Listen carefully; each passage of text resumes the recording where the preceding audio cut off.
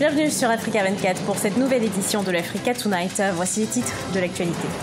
Le Parti démocratique de Côte d'Ivoire a affirmé se dissocier définitivement du parti unifié, Rassemblement des Oupouettistes pour la démocratie et la paix.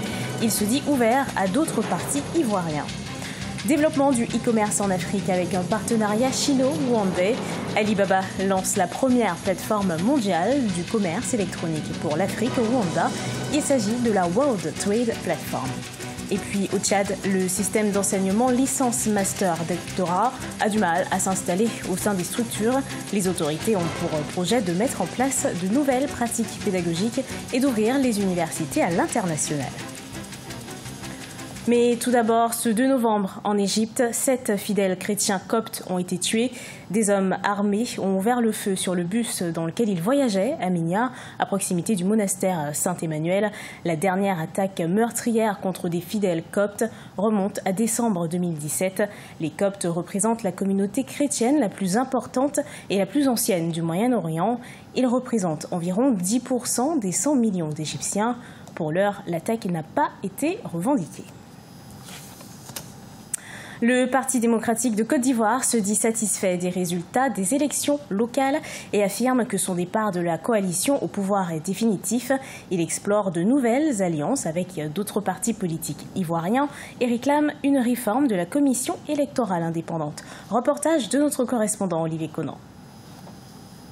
Le PDCI, Parti démocratique de Côte d'Ivoire, est satisfait du résultat des élections municipales et régionales du 13 octobre. Il a obtenu 50 mairies et 6 conseils régionaux contre respectivement 106 et 18 pour le Rassemblement des Oupouettistes pour la démocratie et la paix. Un résultat positif si l'on tient compte du nombre d'électeurs qui ont voté PDCI, selon le secrétaire national à la communication du PDCI. Le PDCI a capitalisé plus de voix, donc plus de suffrages populaires, parce que élus dans des zones à forte intensité de population.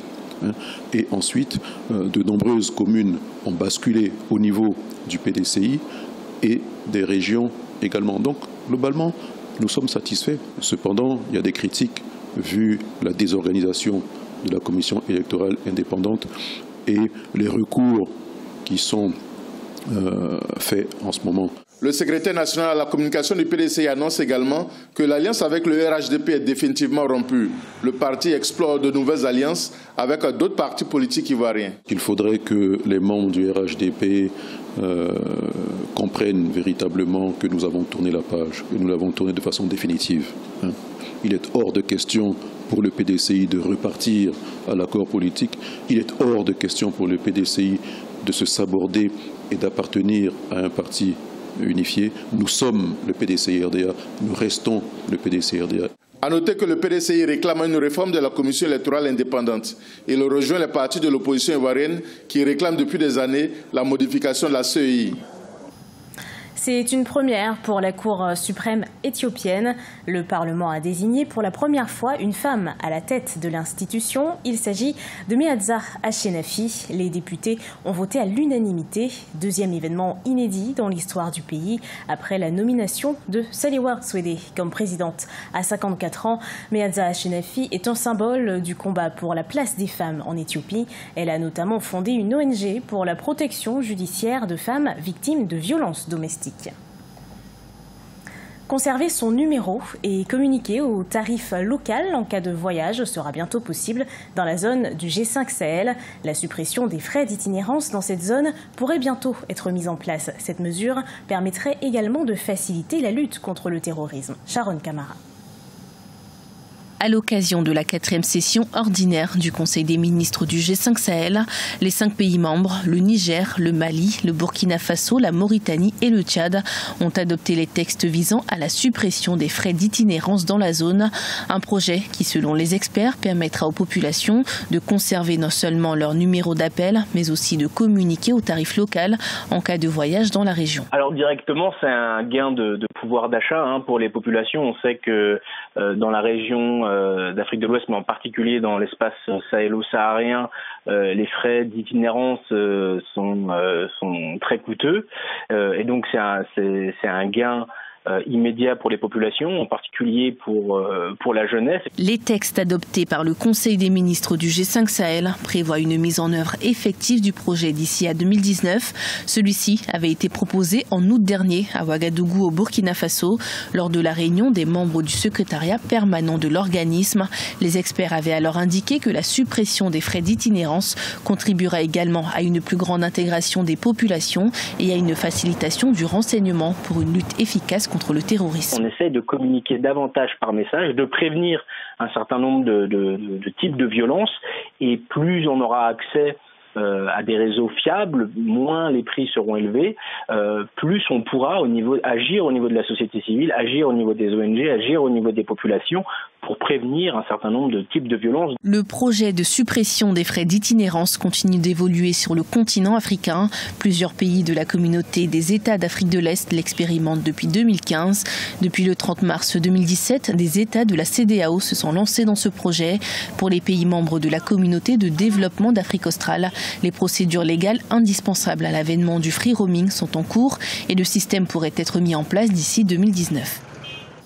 Le Rwanda compte booster son économie numérique avec le lancement de la version régionale de la plateforme mondiale d'e-commerce du géant chinois Alibaba, la World Trade Platform.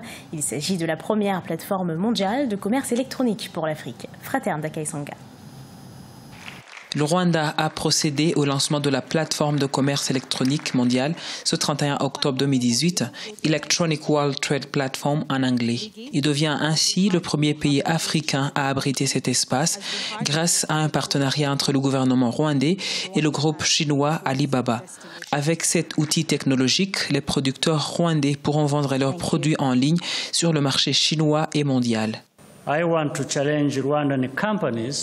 J'aimerais défier les entrepreneurs rwandais, surtout les jeunes et les femmes, de bien vouloir profiter de cette technologie pour conquérir le monde. À vous de leur proposer des produits de meilleure qualité et de s'assurer d'un approvisionnement constant. Outre le commerce électronique, le partenariat va couvrir 3 autres secteurs, à savoir le tourisme, le système de paiement électronique et le développement des compétences. Pour un pays qui fait la promotion de l'économie digitale, ce partenariat est une belle opportunité. Je ne vois qu'une solution dans ce partenariat. Le Rwanda est un pays qui fait la promotion du commerce électronique, mais dont le niveau est encore très bas, à moins de 3%. Donc, voir une société comme Alibaba venir au Rwanda avec toute son expertise depuis 1998, c'est une opportunité en or pour l'économie rwandaise. Toutefois, les entrepreneurs du numérique font face à de nombreux défis. Il s'agit notamment des problèmes liés à la logistique et à l'éducation des producteurs locaux aux avantages qu'offre le e-commerce. 10 ans d'essais sans succès. Au Tchad, l'enseignement supérieur peine à appliquer le système d'enseignement licence, master, doctorat, un système recommandé par le Conseil africain et malgache pour l'enseignement supérieur. Les autorités comptent introduire de nouvelles pratiques pédagogiques pour y remédier. Mahamat Ramadan. Au Tchad, la plupart des universités peinent à appliquer le système d'enseignement licence, master, doctorat, comme recommandé par le Conseil africain et malgache pour l'enseignement supérieur. Pour accélérer la réforme, les autorités misent sur la rénovation en profondeur des enseignements et l'ouverture à l'international des universités du pays. On peut s'amuser avec beaucoup de choses, mais il ne faut jamais s'amuser avec la formation. Parce que alors là, on risque de donner soit des médecins qui risquent d'être assassins, soit des économistes qui vont tuer carrément l'économie nationale, soit des juristes qui ne vont rien comprendre au droit. Et là, on va aller tout droit au conflit entre les différentes structures de notre société. Si la plupart des structures d'enseignement supérieur du pays peinent à conformer leur formation avec les besoins sur le marché de l'emploi, certaines institutions comme l'Université polytechnique de la francophonie sont souvent citées comme exemple dans l'application réussie du système LMD. Les domaines sont un peu plus larges et regroupe un certain nombre de compétences. Et dans le domaine, on retrouve des mentions qui ont une dimension restreinte. Il y a également des spécialités. Et là, l'étudiant se concentre sur sa spécialité et de ce point de vue, il parfaire sa formation et acquiert des compétences suffisantes pour être opérationnel sur le terrain. C'est en cela que nous disons que les UFR, de par leur structuration, favorisent l'excellence dans la formation. Pour rappel, toutes les universités tchadiennes ne forment qu'en licence et master. Aucune d'entre elles ne propose des écoles doctorales. En 2015, un projet d'une école doctorale au sein de l'université de N'Djamena a été lancé, mais l'initiative peine à se concrétiser. Ce journal a été préparé par l'ensemble de la rédaction. Merci de l'avoir suivi. Dans un instant, une nouvelle édition de l'actualité sur Africa 24.